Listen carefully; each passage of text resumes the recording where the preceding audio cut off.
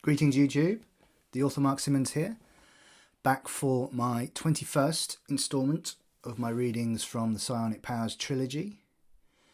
In this episode I will be reading a snippet from chapter 9 of my third novel, Raised from Darkness. In the story so far, our protagonist is hiding again. Invaders have entered the Manse, but they've brought with them some kind of disease which is infecting both invaders and people who live, residents. So it's spreading throughout the old corridors, basically. Raised from Darkness is available on Amazon via Poe Boy Publishing. As always, I've not rehearsed this, and it's all going to be in one take, so we'll see what happens. This is an extract from chapter 9, which is called Behind the Curtain. The creak of the hinges cut through Whitfield like a winter breeze. The snap of the handle as it jumped back into its upright position startled him, almost forcing a gasp from his lips. But it was the soft swoosh on the bottom of the door, scraping against the carpet, that brought the most discomfort, for it told him that someone had entered the room. Whitfield dared not move. His left hand still gripped the fabric of the curtain, all his weight balanced forward on the toes of his left foot. He knew that if he moved, he would pull the rail down off the wall. If he could just keep still for long enough, the person in the room may go away. All he needed to do was not attract their attention. A footstep scuffed on the carpet. It sounded a lot closer than Whitfield was expecting, and he grimaced as he waited for them to find him. He could hear the laboured breathing as it rattled out of their lungs. As he hung from the screws in the wall, the ragged panting continued, and all he could think about was looking at who was on the other side of the curtain. The idea of tearing back the material so that he could see who it was, and just how close they were to him, ran through his head. But at the same moments of thought, he wanted to leave it shut, for he didn't want to know who was there. Surely they'd go away soon enough.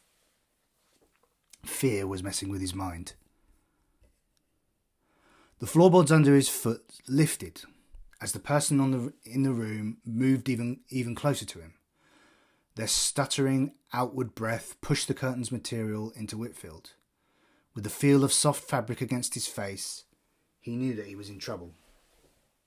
The curtain was torn away from his grasp, plaster raining down on top of him as the rail was shaken loose. Whitfield took a step forward as the force of the material leaving his grasp pulled him towards his pursuer.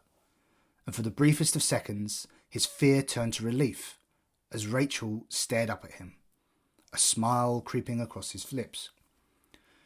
As the light from the street filled the room, he could see that her left cheekbone had been caved in. The whole side of her face appeared to be in shadow. Blood glistened along the same jawline as the wound ran down her neck. Whitfield could see that the red liquid pooling in the curve of her collarbone. And with the adjustment of his eyesight came the return of his sense of smell, and the sweet scent of her blood hit him hard. Whitfield pulled his gaze away from her neck and stared into her eyes. Then he glimpsed the yellow, at the same time as he registered just how sweet her blood smelt, and all the relief he had felt vanished. Without a flickering of emotion, Rachel lunged forward. Her hands were up around his neck as her full weight pushed him back against the window. He felt the glass behind him crack from the impact as her fingernails dug into the flesh of his throat. Whitfield brought up his hands up to hers and tried to free her fingers from their rigid grip, but they held firm and dug deeper into his skin. Rachel took a step back, pulling him with her away from the window, and then pushing him back into it, her teeth snapping together as she came forward and tried to bite him. He managed to get a hand under her chin and hold her off, as the glass continued to crack behind him. the solid surface giving way due to the second collision. A sharp pain tore across his shoulder blades as she forced him further into the damaged window. The dented glass cut into his back, loosening his grip under Rachel's chin, and she slipped through his defensive posture, her head snapping up towards his neck. Whitfield reacted to her attack by thrusting his head downwards, his forehead connecting with hers. The blow sent stars dancing in front of his eyes as the two of them lurched away from each other. Whitfield bounced off the broken window again as another series of cuts ripped across his back, but he felt Rachel's grip loosen around his neck. With her grasp weakened and a slight distance opening up between their bodies, Whitfield lifted his right knee up into Rachel's chest.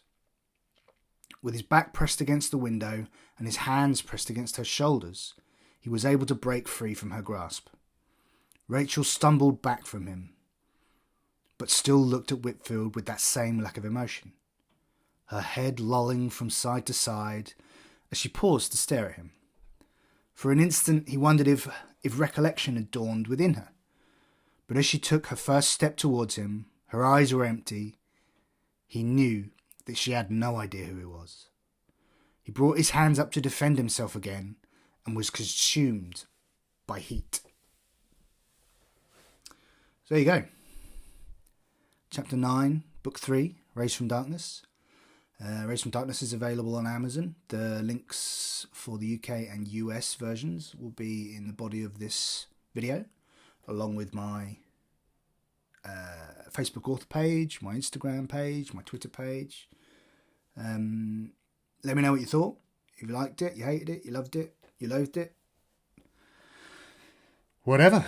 And yeah, so this one was a bit late, but yeah, I'll see you next week.